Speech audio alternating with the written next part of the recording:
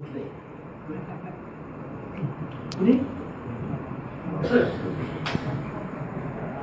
पार्टीच्या पक्षाच्या विरोधात बोलायला ओबीसीची भाषा बोलायला इथं सर्व पक्षीय माणसं आहे. असं म्हणणं काय आहे? कोणचे म्हणताय का नाही ओबीसीच्या आरक्षणाला धक्का लागला नाही? कोल्हापूरच्या महापौर कोण झाला?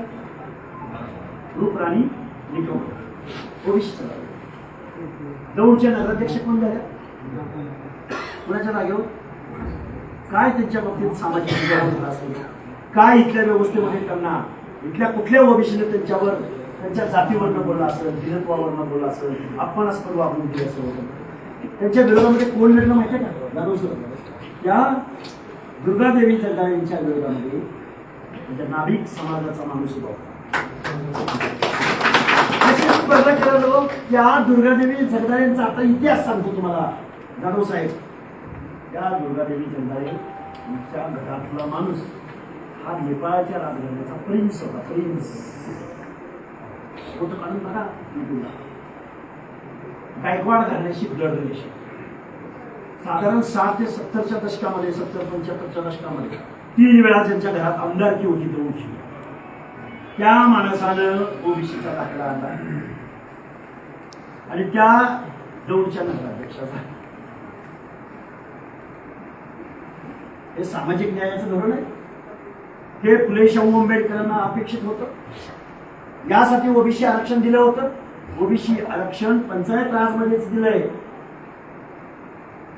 ओबीसी आरक्षणाच्या 38 शिफारशींपैकी, मंडळ आयोगाच्या 38 शिफारशींपैकी 2च शिफारशी लागू झाल्या. 2च. किती?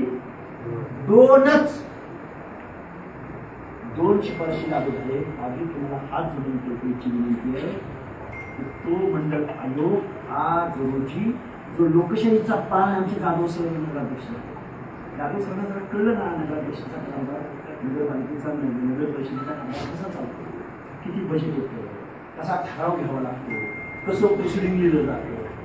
हा लोकशाहीचा पान आहे. नेतृत्व घडण्याचा हा पान आहे की जिथं पालन पोषण भरण पोषण होतं. आता तिथंच जर तुमच्या ओबीसीची लिडरशिप थांबवली तर तुमचा माणूस उद्या नेता होईल का? आता काही अर्धवट शाणी असे म्हणतात राजकारणावर काय करायचं राजकारणाचं आपल्याला. राजकारण तुमचं थांबलं. तुम्ही कायद्याच्या सभागृहात कसं जाल? कायद्याच्या सभागृहात तुम्ही नाही गेला, तुमच्या हिताचं कोण लिहिल? स्कॉलरशिप बद्दल कोण बोलल? बजेट बद्दल कोण बोलल? तुमच्या महामंडळानं पैसे कोण देईल? तुमचं कुठं दुखतंय, कुठं खुपतंय, तुम्ही कुठल्या भागात आहात, तुम्ही संख्येने किती आहात, कसं कळलं तुम्हाला? बर, आता उरला प्रश्न गरीबाच्या लेकरांचा. आमच्या मनोज दादाच्या सांगण्यावर. मनोज दादा म्हणजे कोण कळलं का? आपण शिव्या द्यायच्या नाही, आपण संविधानाचं तत्व सोडायचं नाही. तर मनोज दादाच्या सांगण्यावर आम्ही गरीब झालो, आमचं वाटोळं झालं.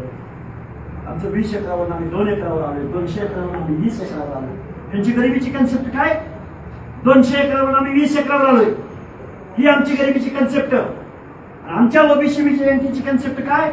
आमचं पाल गेलं नाही अजून. आता बघा, काही लोक घर बांधले, काही लोकांनी स्लॅब टाकले, काही लोक चांगल्या गाडीत गेले की त्यांच्या कष्टावर, स्किलवर, प्रामाणिकपणावर, रात्रंदिवस मेहनतीवर पुढे गेले. चोद्यानं तुमच्या तिजोरीवर दरोडा घालून नाही, कुठल्या बँकेचं कर्ज बुडवून कोण असेल इथं डीसीसी बँक असं मी बोलतो. डीसीसी बँकेचं कोणी कर्ज काढून बुडवलेला एखादा माणूस ऐकायला आणि इथं कोण असेल दाखवत. प्रोजेक्टला 5 करोड रुपये घेतले तर सर मी काय केलंय? 5च्या 5 करोड बुडवले. 5 जाऊ द्या, मी भरलंय असं तरी म्हणणार कोण कार्यकर्ता? ही व्यवस्था कुणासाठी आहे?